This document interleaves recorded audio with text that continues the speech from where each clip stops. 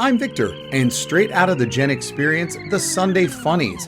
Those paneled pals you waited all week to see in color were no longer relegated to the Sunday newspaper. Many of our favorites jumped from the comic strip to cartoon series. So wash that ink off your fingers and tune in to Saturday morning cartoons for all your comic classics. Please press that like and even subscribe to stay tuned to this channel for more great content like this. This show includes cartoons derived from the original newspaper-based comic strips and not characters or stories originally found in comic books. That's a whole other story. Now don't touch that dial as we explore comic strips to cartoons. As I've already covered the Addams Family in another Saturday morning cartoon episode that you should check out via the link in the description, we'll avoid any one-panel comic entries and stick with the strips. And why not start at the top? It was relatively early on that the extremely popular Charles Schulz comic strip that began in 1950 should get animated. Originally only for favorite holiday specials, but those specials have never lost their luster, even if modern audiences have tried to knock them down on occasion. Snoopy, Linus, Sally, Schroeder, Charlie Brown, and the rest have been our buds for decades, and it seemed like this slice of life, from grade school children's point of view, would translate easily into an animated series. With a number of TV specials like the Great Pumpkin Charlie Brown, the Charlie Brown Christmas Special, and even a Charlie Brown Thanksgiving, it was finally time to take the Peanuts from their regular home in the newspaper to their second home on the small screen. In 1983, the Charlie Brown and Snoopy Show debuted on Saturday mornings and did a marvelous job keeping the spirit of the original strip in look and delivery for 2 seasons. However, that second season was only of 5 episodes, and after 85 episodes, it was officially canceled due to surprisingly low ratings. Perhaps Charlie Brown and his friends are best as a special. Real child actors have always been used for the animated Peanuts gang, and as was the time period, little thought was made for Franklin, and he was voiced by Carl Steven, the white boy who played young Spock in Star Trek III. However, Season 2 Sally was voiced by Black Eyed Peas superstar Stacey Ferguson, otherwise known as Fergie. Peanuts was not the earliest strip to get animated with a cartoon counterpart. Did you think he was a cartoon character first? Well, I did, and I have been a fan of the earliest animation of this spinach-loving sailor for as long as I can remember.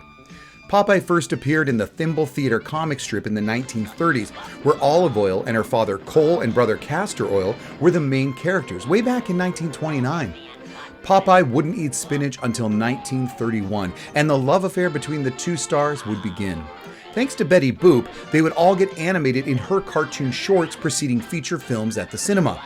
Popeye eventually got his own branded series of shorts, and Bluto would be introduced as well as Sweet Pea, and Wimpy's famous phrase would finally debut. I'd gladly pay you Tuesday for a hamburger today. This was also the dawn of Popeye's ever-present theme song.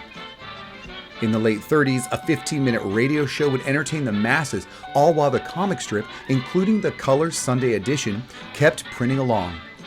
But it was 1980 when the all-new Popeye show debuted on CBS Saturday mornings. 60-minute cartoons that the title suggested was a newer version of an older series, which it was. This wasn't their first time as a cartoon. The 1960 to 63 animated shorts were a syndicated series and played daily in the style of their theatrical versions, except this time in color. It was here that, due to a misunderstanding, Bluto became Brutus, and other characters debuted, like the Sea Hag and Roughhouse. By the time of the 1980s series, Brutus became Bluto once again, and all was well with the world. Although by this time Popeye had a comic book since 1948, he was a comic strip first that led him into the Color Saturday morning cartoon incarnation and into our Gen Experience hearts. His popularity may have waned slightly, but with his own brand of spinach on the market since the 30s, a Macy's float in the 1950s, and a live-action movie with the late Robin Williams and Shelley Duvall in the 80s, Popeye is here to stay. Was it just me, or did anyone else skip the Phantom and Prince Valiant in their comic strip? Part of the Sunday Funnies for 88 years, the Phantom appeared in strip form alongside the comic relief. It was a successful formula for some of these adventures, but unlike their comic counterparts, these were mostly continuing sagas and dramatic cliffhangers of sorts. But this wasn't the first time drama found a home in our comic strip pantheon. Flash Gordon and Mandrake the Magician also found life as comic strips first. Now, who doesn't love the crap from the 1980 Flash Gordon movie? But there are many of us who also enjoyed the Filmation Flash Gordon animated series from 1979. Since beginning in 1934, the Flash comic strip went on to garner attention as a classic Hollywood matinee serial starting in 1936. It was a direct rival to the success of Buck Rogers, and we all know where that ended up, don't we? The comic strip continued and inspired that first animated Saturday morning title, connected more to the original look and feel. Flash Gordon was not done there. After the live-action movie, Flash teamed up with other comic strip adventurers who were light on laughs and heavy on the action. Defenders of the Earth. Defenders of the Earth starts with Dale Arden dying at the hands of Ming. Yikes, that's some 80s realness.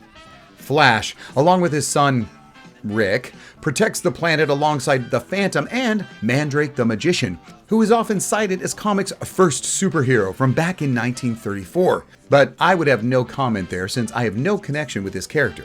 What about you? Defenders of the Earth has a great fan base and is a well-preserved example of Western animation styles of the time. Flash wasn't done there either. He would appear in animated form once more, but now as a brash teen ripe for the 90s. But that is well past my playtime, so let's move on. Flash Gordon has had a variety of diverse incarnations from his comic strip to the movies to TV. There were other comic strips that were featured in panel-style storytelling that also found success in other media, some on Saturday mornings, some in live-action film, and sometimes both. Little Orphan Annie was a very popular serialized strip from the early 30s, and like Popeye, entertained the masses with weekly radio plays. Holy smokes, it was 6:45. Only one thing in the world could have dragged me away from the soft glow of electric sex gleaming in the window. Whom do you see? It's little Orphan Annie. Kids, it's Little Orphan Annie time. She didn't jump to Saturday morning cartoons or a regular animated series at all, but had made a big budget film in 1982 starring Albert Finney and Carol Burnett, and that guy from those 80s 7-Up commercials. For some people, colas become a taste habit they find hard to break out of. Although not a box office success, I've always had a soft spot for it. And then there was the Rogues Gallery and their pursuer, Detective Tracy, who had some relative animated success in the early 60s, with 6-minute cartoons based on the famous newspaper strip. The Dick was modeled after Eliot Ness and the Untouchables, and laid the groundwork in detailed and complex storytelling and history within its comic panels. The early animated cartoons of Dick Tracy were very much in the style of those from the dawn of Gen X, like the Laurel and Hardy, original Three Stooges, and Abbott and Costello cartoons. These early weekly cartoon series had similar feels and predate the longer format narratives that would be introduced with things like Johnny Quest and Scooby-Doo. Tracy would find success on the big screen in 1990, though, with Warren Beatty, Madonna, and Al Pacino. One of my guilty pleasures. Yours? But back to the funny of the Sunday Funnies and Dennis the Menace. He has transcended generations with little change. After a slight retooling of his badass, mischief-making, rotten self early on. Created by Hank Ketchum in 1951, Dennis would take about 10 years to be syndicated in almost 1,000 newspapers. The blonde mop top transitioned to live action in a sitcom in the early 60s, but did get himself a Saturday morning cartoon eventually in 1986. Well, more accurately 1987 during its second season. In a twist that this little hurricane would appreciate, Dennis came out swinging in daily syndication before making the jump to Saturday morning cartoons. His popularity earned him a 1993 movie with Walter Matthau, but that was long after his partnership as spokesperson for Dairy Queen started in 1971. By 2001, they had dropped Dennis and the gang. The DQ said it was because kids could not relate to him. There were no smartphones or tablets in 2001, so I'm not sure what the DQ was talking about. Do you? Look for the Dairy Queen and the Menace in a future show right here in the Gen Experience, so stay tuned to the channel. George Gately created this little orange comic cat in 1973. No, not that one. Heathcliff. Yes, during the week, Heathcliff was a one-panel visual comic with non-speaking cat. Sundays offered a little bit more meat and a bigger panel storytelling style and color, which translated well when moving to Saturday mornings in 1988 with Heathcliff and Dingbat.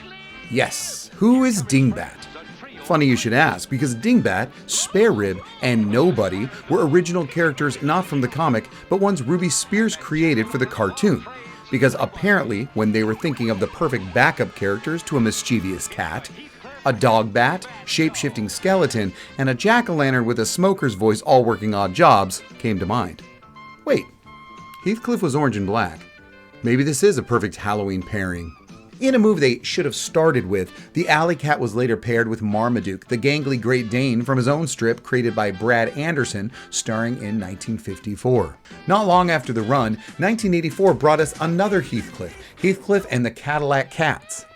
Get it? Cadillac Cat? You get it. This turn leverages every possible 80s aesthetic missing from the previous incarnation.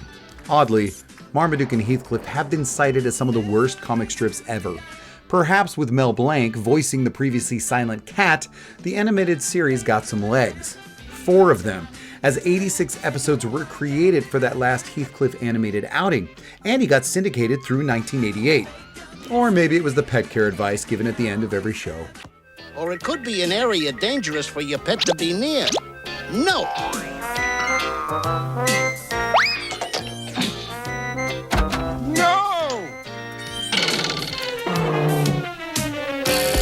It works! Heathcliff was not afraid to let the world know he was the original Orange Cat, but he would never be as popular as the one we'll never forget. How many of you can say you saw any of these with Heathcliff on them?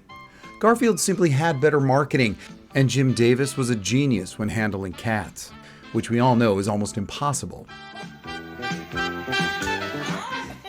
5 years after Heathcliff's inception, the comic strip John, that had debuted in 1976, became syndicated and now centered on and was retitled to Garfield, the fat cat who loved lasagna. Even with the shift, John remained both Garfield's owner and, ironically, a cartoonist throughout the strip's history. Along with Odie, Liz, and Nermal, Davis had collected his Garfield strips into neatly published and color-coded comic strip books. Not comic books, but comic strip books, reprinting the newspaper panels on every page. These were some of the most popular and best-sold comic strip books ever made. Everyone had at least one in the 80s, didn't you? And there was so much merchandise. This sarcastic, lazy cat was winning, especially with something so marketable as his catchphrase, "I hate Mondays." Where'd you think it came from? This feline was flying high. What a career. There have been 13 TV specials, with the Halloween and Christmas ones being the highlights. The last was in 1991, but back in 1984 he was introduced to Macy's. You know you've made it big when a fat cat can soar over 42nd Street. Part of the success came in the late 80s, the 1988 Garfield and Friends cartoon on Saturday mornings. 2 animated Garfields were presented with 1 U.S. Acres, another Davis strip. Voiced by Lorenzo Music of Rhoda fame, who would later give personality to Peter Venkman of the Real Ghostbusters. It's him! It's the one who slimed me at the hotel! Get him! Garfield's voice was provided with perfect characterization and met with almost unanimous acceptance. Most audiences immediately bought the performance as exactly what we believe that cat would sound like. I don't know if I can stand the excitement. And then there's Lyman. Remember him? An early roommate of John's and the forgotten original owner of Odie. He disappeared from the strip suddenly in 1983 when his interactions were replaced by those of John with Garfield or Odie. It was not until 2012 when it was explained that Lyman became a wildlife photographer, looking for a Bigfoot-like creature in Franistan. You have red and black hair of Franistan royalty. What? I guess Franistan was a very popular go-to fictional name for the time, but never as popular as Abu Dhabi, where Garfield constantly threatened to send Nermal by mail. Funnily enough, Garfield was given negative reviews at the time, saying the jokes fell flat from a crabby little man in a catsuit. However, it ran for 7 seasons and 121 episodes. When looked back at today, there are those that think of it as higher quality animation that was paving the road for what was to come. Wow, that was a lot about this famous feline. So what better place to end it than right here? Before you go, I should mention that in another Saturday morning cartoon show here on the channel, I gave a little love to the new Shmoo. Not Gleep and Gloop from Herculoids, although they must share the same molecular makeup, but the real Shmoo, or should I say, the new Shmoo. Anyway, yes, the Shmoo cartoon was based on a comic strip as well, but not one about him. He was actually a side character. Shmoo derives from the classic legacy strip Little Abner. Shmoo was featured in the strip and had a following, but his cartoon couldn't be further from the source material, so I won't give him any more time than I already have. Check out that show from the Gen Experience via the link in the description. That'll do it, unless, of course, I forgot any original comic strips that became Saturday morning cartoons. If I did, I'm sure you'll tell me. Of course, if you've been paying attention, any omissions would have the caveat that they come from the Gen Experience, where we get most of the stuff we still talk about today. You know what I'm talking about. And if you don't, please press subscribe to learn more. I appreciate your support by clicking like, and check out more great content here on the channel that will have you saying, thanks, Gen X. And thank you for being here. Why not peruse my store? And until next time.